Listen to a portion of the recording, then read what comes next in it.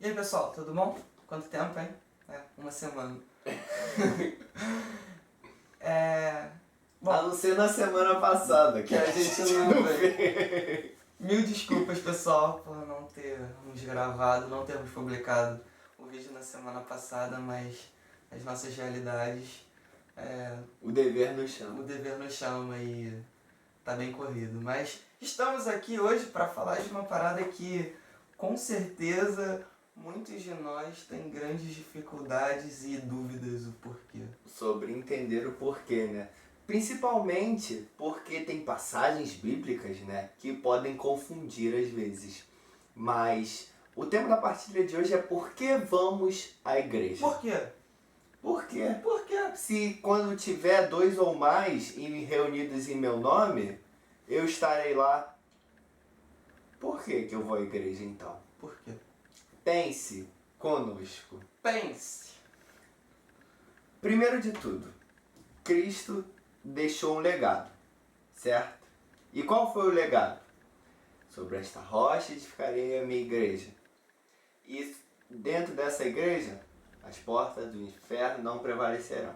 E de fazer discípulos entre todas as nações. E não fique só com o meu amor para você. Ame o próximo. E de pregar o evangelho. E de pregar o evangelho.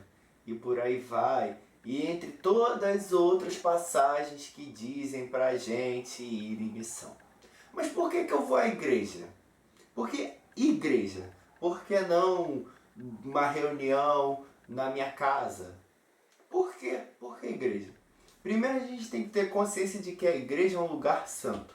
É um lugar onde as portas do inferno não prevalecem. Isso é muito importante. Segundo, pois somos católicos. E o catolicismo é a religião fundada por Cristo.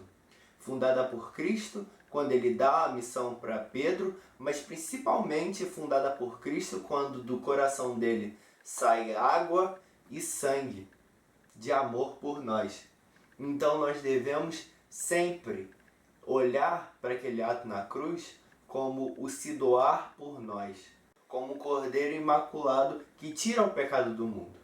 Então nós vamos a um lugar santo, nós vamos a um lugar para nos purificar, que possamos tirar o pecado de nossas vidas, que foi a renovação que Cristo deu para nós, mas principalmente, e isso é o que me move a ir à igreja, que é a vida de comunidade com o próximo. Porque quando somos batizados, somos chamados a ser do povo de Deus, né? É o nosso chamado, é a nossa confirmação. Sou cristão. Se eu confirmo que eu sou cristão, então eu confirmo que quero viver os propósitos de Deus. Certo? Certo? Se eu confirmo que eu quero viver os propósitos de Deus, quais são os propósitos de Deus? Não é estar nessa igreja que foi fundada por Ele? Não é estar com pessoas que, assim como eu, também são do povo de Deus? Não é estar com aquela pessoa que estudou o bastante para ser enviado, como um dia Pedro foi enviado para ser o novo pregador? Então é muito importante nós irmos à igreja. Mas acima de tudo é muito importante nós entendermos esse papel que nós temos na igreja. Papel como povo de Deus. Papel esse que foi o mesmo papel que os apóstolos tinham. Então, a igreja, às vezes, eu ouço muitos discursos, né? A pessoa vai na igreja, ou a pessoa só vive de missa. Rapaz, essa é uma grande batalha. Porque, ao contrário do que a gente pensa, do que a gente deveria fazer, de ser um lugar de encontro pessoal com Cristo, as pessoas fazem de um encontro pessoal com o próximo. Pô, que sentido tem isso? Não tem o mínimo sentido. Não tem o mínimo sentido. Sim, a igreja é formada de homens. Sim, é formada de homens. Mas de homens que querem ter um encontro com Cristo, com Deus. Não de homens que querem ter um encontro com homens. Certo? Certíssimo. Então, hoje em dia, infelizmente, a gente vê muito isso. muito. E, mas eu vou na missa e eu encontro com Cristo lá. Beleza. Mas no vídeo de amor a gente não fala que Deus está entre as relações entre as pessoas? Deus é amor. E o amor está dentro de nós e está no meio de nós. Então nós devemos sim a todo momento, quando enxergar ao próximo, enxergar a Cristo. E não enxergar o meu amigo querido. Enxergar Deus no próximo. Enxergar o cristão no próximo, que foi batizado. Mostrar ao próximo qual é o dever dele como católico. Porque no vídeo anterior a gente também fala sobre o papel do bom pastor, a ovelha que tem que ouvir a voz de Deus, do bom pastor, né? Nós temos que reafirmar isso para as pessoas. Nós temos que ser líderes dentro da nossa igreja. Mas existem coisas que eu não gosto na minha igreja. Mas o que a gente faz para mudar isso? Nós não somos esse povo que é enviado? Tem até uma frase de Facebook, né? Se Deus morreu de braços se Jesus morreu de braços abertos, por que eu vou ficar de braços cruzados? Cara, se a gente ficar de braços cruzados dentro da igreja, a gente não vai mudar nada, né? Vai viver de missa. Vai viver de missa. Tá, missa de domingo é missa de preceito, é missa que devemos realmente ir. É importantíssimo. Mas não é só isso. Pô, vai ficar só assim, olha. Ele nos pede cada vez mais, tipo, se abandona em mim, meu filho. Ei, se abandona em mim. E ele disse que o caminho não ia ser bom, fácil. Ele disse, se você quer me seguir, pega a sua cruz e me segue. Então, a todo momento, cara, a gente vai encontrar com dificuldades. E sendo que dessas dificuldades muitas vezes são porque nós não amamos o próximo como deveria. Nós não temos paciência. Nós não sabemos a história do outro, respeitar a história do outro. O zelo com o próximo, que isso é importantíssimo. Isso a cada dia mais vem se perdendo. Tanto vem se perdendo porque hoje ninguém confia mais em ninguém. Então se você leva isso para dentro da igreja de Cristo, poxa, como é que você vai edificar? A gente que está dentro da igreja sabe que algumas estatísticas são bem erradas. Como se diz que a igreja católica vem perdendo fiéis e a gente só vê que a igreja católica vem crescendo mais e mais. Haja visto a Jornada Mundial da Juventude, né? Então, a gente tem que parar de ouvir essas vozes do mundo, sabe? Que só vem para tirar a gente do caminho. Pois vocês sabem muito bem que as portas do inferno não prevalecerão dentro da nossa igreja. Então, se dentro da nossa igreja a gente não ouve essas coisas, a gente está dentro ali, na presença do sacrário, na presença a gente está ali num lugar santo, então a gente tem que dar ouvidos às vozes que a gente aprende ali. A gente tem que edificar na nossa casa da mesma forma que a gente é edificado ali dentro. Sabe? Fazer do nosso lar uma igreja. Rapaz, vou até partilhar aqui rapidinho que há um tempo atrás eu saí da igreja, os meus amigos mais próximos sabem disso, e foi muito isso de ouvir as vozes do mundo e esquecer da voz de Deus, saca? E de fazer também a igreja um ponto de encontro, não com Deus, mas sim um ponto de encontro com os meus amigos. Então, não, eu não vou hoje na missa porque fulano de tal não vai. Hoje eu vou porque fulaninha vai estar lá, então, pô, eu vou. Cara, hoje, sei lá, 4 anos depois disso tudo, eu vejo que sim, o meu encontro é com o próprio Cristo, porque Ele está sempre ali e Ele está sempre ali me esperando, né? Então, se Ele me espera, se Ele está ali o tempo todo me esperando, por que eu não vou me encontrar com Ele? E além disso, quando a gente ama o nosso encontro, a nossa pastoral, a gente não está edificando a nossa igreja. A gente edifica a nossa igreja quando a gente ama o próximo. Quando ama a própria igreja. quando a gente ama o Cristo, que é a igreja é a esposa de Deus. A igreja é a esposa de Cristo.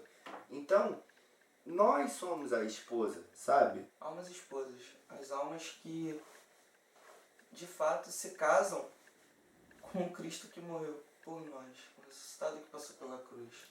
Então a gente não pode amar só uma coisa, sabe? Só um movimento, só as pessoas que estão ali dentro. A gente tem que amar a obra inteira.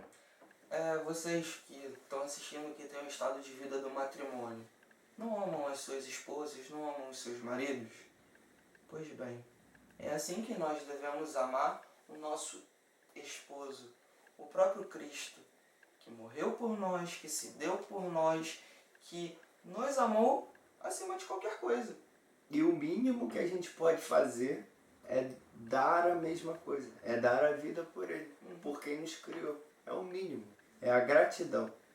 Por mais difícil que seja viver num mundo que só quer te tirar.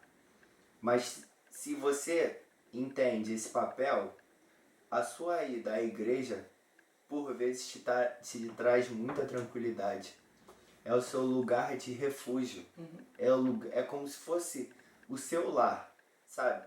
O seu coração se enche de paz quando você está diante do sacrário. É engraçado no centro do Rio, né, cara? Aquelas igrejas no meio daquela confusão, Megaslópolis, segundo Jackson 5. Cara, é engraçado porque numa metrópole que é o Rio de Janeiro, aquela confusão de buzina de carro, pedestre, cabelo gritando, polícia e ambulância com sirene alta. E você entra na igreja que tá ali no meio daquela confusão toda, tem aquela bolha de paz ali no meio do centro da cidade, saca? E ali você sente essa paz. Por quê? Porque é um território santo. Cara, se é um território santo, se é a paz, por que eu não vou me encontrar com essa paz? Porque eu não vou me refugiar, não vou passar 10 minutos daquela paz profunda ali, em meio àquela confusão toda. E sim, muda o nosso dia, cara. Muda a nossa semana, muda o nosso viver. Às vezes a gente está estressado, ponto de estresse aqui no alto, explodindo.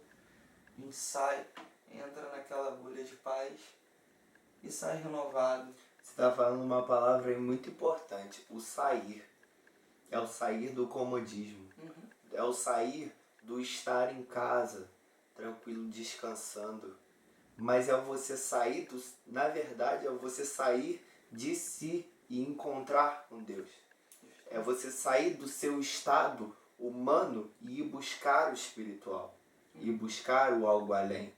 Entendeu? Até nas próprias relações humanas que a gente se acomoda. Sabe? Quando dois estiverem unidos em meu nome, eu estarei com vocês. Estará no amor. No amor que a gente cria nas relações humanas. Só que precisa do terceiro elemento, que a gente busca com muito mais facilidade quando a gente está diante dele. Na comunhão, ou diante de um sacrário, ou num território santo. Sabe?